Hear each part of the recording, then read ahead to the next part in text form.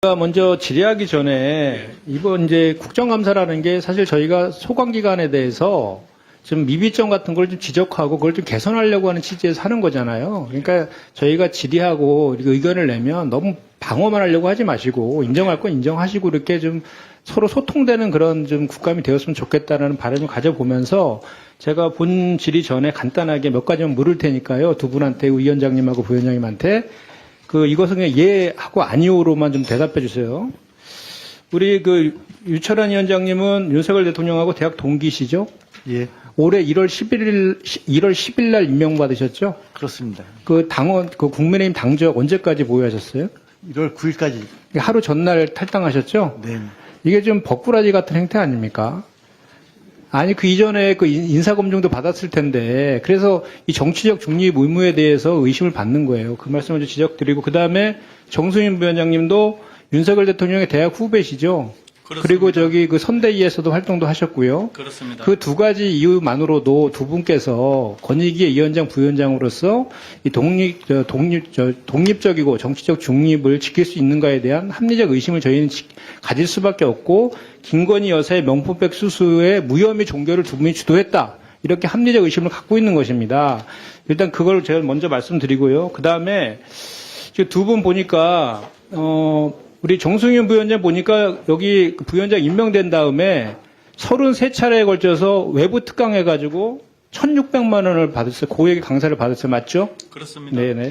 그리고 그 강의 내용은 부패 카르텔 혁파와 청렴 특강. 이거 맞죠? 그렇습니다. 네. 그리고 우리 유철한 위원장님. 예. 당진에, 고향이 당진이시죠? 예, 그렇습니다. 제가 바로 옆에가 평택이 지역구라서 들은 얘기인데요. 듣고 확인한 내용인데, 그 당진에 1억 8천만 원어치 농지 사신 적 있죠? 예. 이거에 대해서 올해 6월 달에 언론에서 농지법 위반 의혹에 대해서 하고 막 기사 난 거 있었죠?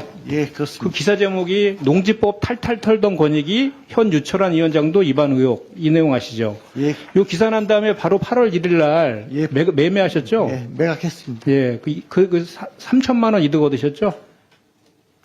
예, 뭐. 아니, 맞잖아요. 어쨌든, 여기 예, 팩트니까. 예. 그래서 예, 제가 이 말씀을 왜 드리냐면, 우리 국민권익위원회가 그래도 부패 방지와 청렴 사회를 만들기 위해서 만들어진 조직 아닙니까? 근데 두 분 같은 경우는 기본적으로 그래서 정치적 중립에 대한 의구심도 있는데다가 이 위원장, 부위원장 모두 이렇게 투기 의혹에다가 고액의 외부 강사료 이런 거 받는 거 이게 권익위의 이 신뢰를 얼마나 추락시키는 그런 내용입니까? 이 두 내용에 대해서 두 분께서 사과할 의향 있으세요, 혹시? 예, 아니오로만 대답하세요. 그냥 없으면 없다로. 의원님, 고액 특강, 이거는 합당하지 않습니다. 보세요. 고인이 되신 권익위 국장님은요, 외부 강사였는데 강사를 안 받았습니다. 그거는 22년. 아니, 저기 예, 아니오로만 대답하세요. 그게 규정이 있었습니다. 그러니까요. 그러니까 저는 22년. 이것이 합법이냐, 위법이냐를 떠나서 권익위의 위원장, 부위원장으로서 부적합한 처신이랑 그거를 지적하면서 그거에 대해 사과할 의향이 있는지에 대해서만 물은 겁니다. 부적절한 처신 없었습니다, 저는. 우리 위원장님은요? 예, 저는 어쨌든 오해의 소지가 있는 점에 대해서 송구하게 생각합니다. 그래도 그 정도라 대답하시니까 다행입니다. 우리 정순윤 부위원장님, 제가 나무위키 조회해보니까 과거에 누라이트 재단 이사하셨어요? 등록을 잠깐 했었습니다. 예, 그리고 누라이트의 이론을 대변하는 개간지인 시대정신의 발행인도 하셨죠? 발행인은 아닙니다. 그럼 뭐죠? 이사로 잠깐 등록돼 있었을 겁니다. 잠깐입니까? 아마 그럴 겁니다. 그럴 겁니까? 왜냐하면 그때 선거한다고 무슨 이름이 필요했던. 알겠습니다. 어쨌든 누라이트 재단의 이사였고 개간지인 시대정신의 이사가 한 거는 맞는 것이죠. 그렇습니다. 제가 이걸 왜 묻냐면 지금 윤석열 정부에서 각종 의혹들이 발생을 하게 되면 그 이면에 항상 김건희 여사와 누라이트 인사들이 거론이 돼요.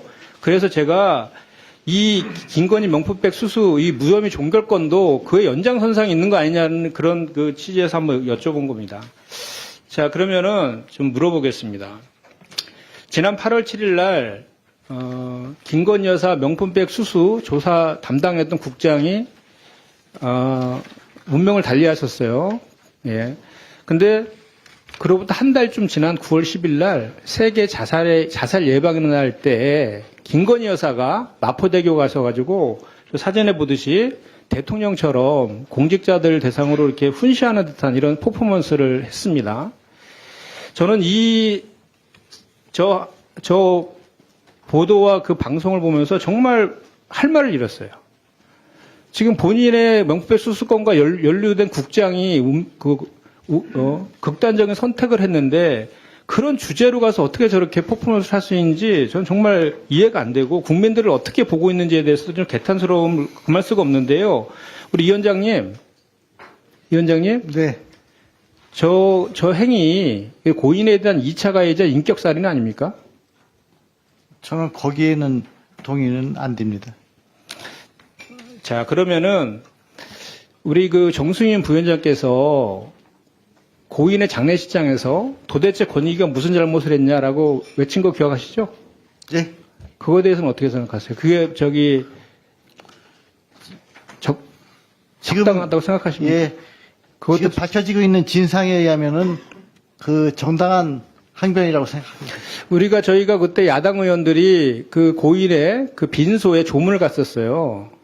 근데 그 유족들이 반대한다면서 저희의 조문을 그때 권익위 직원들이 막은 적이 있었습니다. 그 당시 유족들 의사는 분명했습니다. 그래서 저희가 그 자리에서 유족들이 자기네들은 그렇게 한 적 없다 해서 들어가서 유족들이랑 간담회까지 했습니다. 유족들의 의사를 일방적으로 이렇게 해석하시면 안 돼요. 이건 팩트니까 그냥 그렇게 알으세요. 그냥 저희가 가서 그렇게 했으니까. 그래도 답변 좀 기회. 아니, 그거 좀 사실이라니까요. 유족들이 그 자리에서 아니, 우리를 못 그러니까 들어가게 하는 권익위 직원들한테 나와가지고 들어오셔도 된다 해서 저희가 들어갔어요. 드리면 안 될까요? 아니요, 그거 됐고요. 우리 이건 팩트잖아요. 조금 이따가 답변하세요. 아니, 자, 그리고 예. 잠깐만요. 그 문자도 보냈잖아요, 저희한테. 그래서 제가 지금 좀 여쭤보려고 하는 게, 저 2분만 더 쓰겠습니다, 위원장님. 예, 이분도 들으세요. 이 지금 그 고인에 대해서 순직 인정 절차 밟고 있잖아요. 예, 받고 그래서 있습니다. 아까 이제 우리가 자꾸 사망 경위서와 증빙 자료 이것이 대단히 중요하고 이것에 대해서 공무원 연구공단에다가 이첩했다라고 말씀하셨잖아요. 근데 이제 여기 화면 한번 다음 한번 보십시오.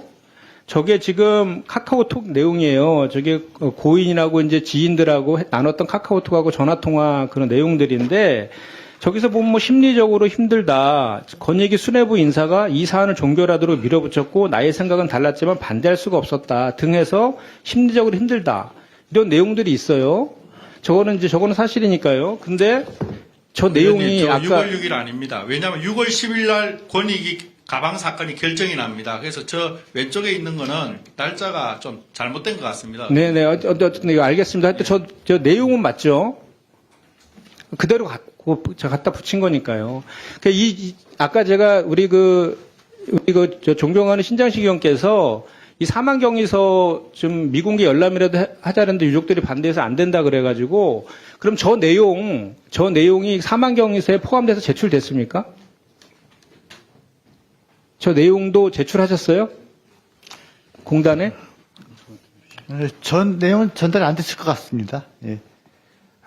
참, 우리 정승윤 위원장님, 그 회의, 9월 9일자 회의에서 그런 말씀 하셨잖아요. 이게 고인이 극단적 선택한 것이 명품백 무혐의 종결과 무관하고 오히려 이재명 대표 헬기 사건과 관련되어 있다는 취지의 발언하신 적 있죠? 무관하다고는 안 했습니다. 그러면 그것도 포함해서 힘들다고 했습니다. 명품백 사건 그거에 대해서도 굉장히 저도 그렇고 우리 국장도 자, 그러면은 굉장히 힘들어했습니다. 예, 그러면 고인의 유서에는 이재명 대표 헬기 사건에 대한 언급이 없다. 정부 위원장의 발언은 사실이 아니다. 이렇게 유족들이 입장을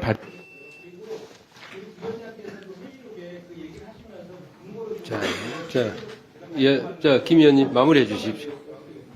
회의를 읽어봤는데 그 근거를 준 게 뭐냐면 그 이재문 이사장 같아요. 칼럼, 그죠? 칼럼의 제목이 국회의원은 대한민국 공직자가 아닌가. 이 칼럼을 8월 5일자 그렇습니다. 이 칼럼 이후에 8월 6일날 고인하고 카톡을 나눴고 그다음 8월 다음날 돌아가셨습니다. 이게 2월 근거를 했잖아요. 그렇습니다. 근데 이거에 대해서 이재문 이사장이 사실이 아니라고 하고 있잖아요.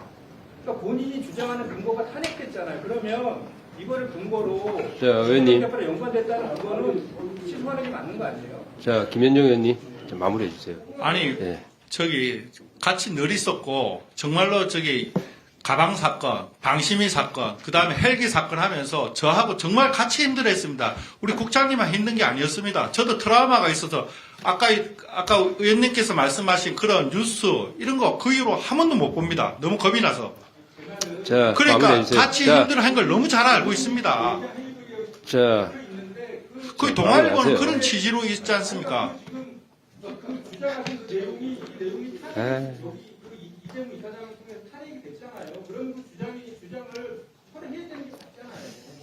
이지문 그분 저는 일면식도 없는데 한번 확인해서 그 말이 자, 마무리해 주세요. 그렇습니다. 자, 2분을 더 드렸는데도 그러시면, 예. 자, 자, 김현정 의원님, 마무리하세요. 자, 정성영 부위원장 들 자리에 앉으세요. 자, 이어서 우리 김상훈 의원님 준비됐습니까? 예. 김상훈 의원님 질의해 주시죠. 예.